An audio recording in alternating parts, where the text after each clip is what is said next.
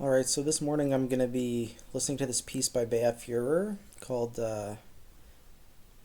I'm gonna butcher this, but Face de la Chaleur. It's for orchestra, written in 1991, and Führer is one of the few composers that I've looked at a score in every series I've done, and orchestra is not going to be an exception here. So yeah, this is the first orchestra piece of his we're looking at. But if you want to, look at his string quartet, some Pierrot ensemble stuff, or his violin and piano piece, or his chamber orchestra stuff, I would go to one of the episodes listed in the subtitle here. I don't know them offhand. And the first one is obviously going to be the one where I go over his biography and background and stuff because I don't really repeat myself with these videos. I try not to, at least. Führer is a conductor, so he is really writing scores for himself to work with, and so a lot of his stuff is handwritten.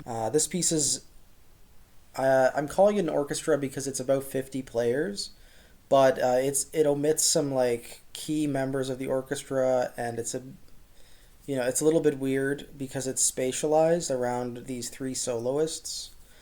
The soloists are a pianist, a flautist, and a clarinetist, which sit right in front of the conductor. And then you have these four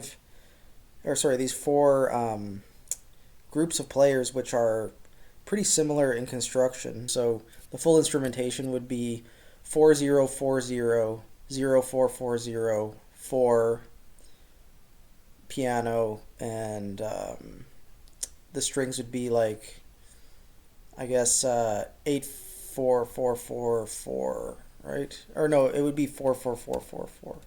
So like four of every string. Um, and yeah, four percussionists. I'll give you the percussion lists here. Skip ahead if you don't care for that stuff. But the percussionist in Group A, we got vibraphone, woodblock, um, gong, tam tam, maraca, bongos, and they also have wine glasses and a hand drum of some kind. And then Group B, so this is the other one that's at the front of house or at the front of the stage. We got marimba, woodblock, suspended cymbal, gong, tam tam, maraca, bongo, and tom tom. Group C, which is in the back, we got another marimba, wine glasses, woodblock, hand drum, gong, maracas, two bongos. Then Group D, over here, we got vibes, wine glasses, woodblock, claves, hand drum, gong, tam tam, maraca, bongos, and tom tom. You can kind of see the two marimbas are going to be diagonal from one another, and the two vibraphones are going to be seated diagonally in this arrangement here. Some interesting doublings. I think the clarinet in B flat, that's the soloist, has to uh, double on bass. And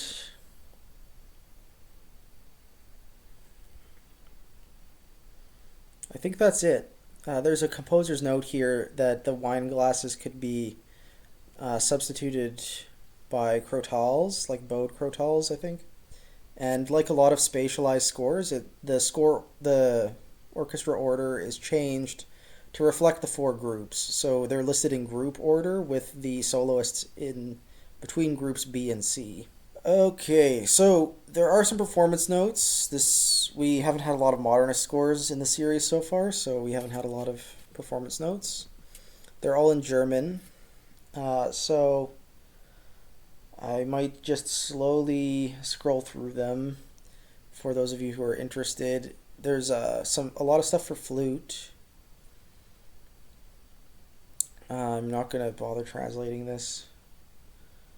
Then there's like a specific moment, measures 10 through 27 in the percussion, it looks like. It's how to do wine glass stuff. And then we got some Whistle tone indication is just WLT. So I think the flautist might be doubling on some wine glasses. And then clarinet, we got, it looks like a bunch of different techniques. I see like overtone things in here. And yeah, if you scroll down, we have these multiphonics, most of which are like a certain fingering overblowing. And then the strings, looks like we have 5 different note heads, each with a different playing technique associated with it. And we got regular note heads, diamond note heads, square note heads, square note heads with a cross through the stem, and then triangle note heads. And quarter tone vibrato, overpressure distortion. This is a Lockenman notation, I think. And then like different bow positions. So like 1 through 4, those numbers and circles indicate like from ordinaro to solpont, it looks like.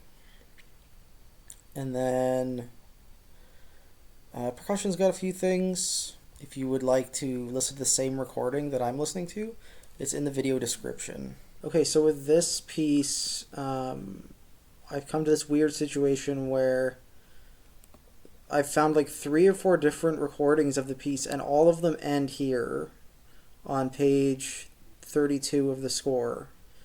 The piece is supposed to be 18 minutes long, and all of these recordings are 9 minutes long. Seems like this is the album that's on Spotify and Apple Music, etc. And yeah, it just presents the first half of the piece as if it's the entire piece. And I don't really know what to do with that. I can talk about it a little bit, but I apologize, there's no like full version. Like I cannot find anything. Like a lot of Führer's work, it's a very interesting piece. I think the 3 soloists are like a really important part of the piece's concept. They're really in the foreground and they're constantly playing, and they're significantly louder than the rest of the ensemble. And the ensemble has moments that are more sparse, like the other 4 ensembles, and you get nice like hocketing and stuff between ensembles. This half of the piece ends with a nice big unison, but the unison is like spread out between different parts of the space, like it's sent to different groups. There's another really interesting point where we converge on this, like the flute soloist is playing like this pulsing rhythmic breathy note, and Führer just asks them to just keep repeating that on a fermata, and then he preps the next section, which it turns into a completely different area. So there's cool like conductor moments like that where the piece like shifts gears, and he's definitely playing with like the flexibility that having soloists can add to like your conducting practice. Surprisingly, like a lot of the piano stuff is very percussive, and it kind of merges with a lot of the percussion stuff. There's just like extremely high or extremely low piano notes that pop out occasionally out of the texture, and that was one of the things I could actually latch onto and follow to keep up with the score. And yeah, some of these piano notes they might be plucked. I mean, they're so high and quiet that it's like almost like it could be a harp, it could be a xylophone, you're not quite sure. And you have these like sextuplets, you can see them on the first page here, as well as like going against like 30-second notes, and these things constantly keep popping back, and sometimes the whole ensemble is like playing them, and it gets very like rhythmic and grid-like, or like flowing, and sometimes they just sort of like sporadically happen, but there's always that intensity. Like a lot of gestures are starting just off the beat. That repetitive flute note I was talking about is like never on a downbeat. It's always on like some strange offbeat part of the sextuplet idea, I think. And that just sort of keeps the energy going. That sort of idea isn't unique to Führer. We've seen it a lot in the music of Salvatore Sciarrino in over the course of our series. That was the first half of Feste de la Chaleur by Beat Führer. Um, and yeah, it's interesting. It doesn't interest me as much as some of the other pieces of his we've looked at. I should say I'm not. I didn't feel like I got things out of this piece that I didn't get out of his other pieces. It's really um, like you could learn a lot from looking at this score in detail, but I don't think it's anything unique in his output. I think most likely next session will be a piece by Gorecki. So we're gonna go. We're gonna jump back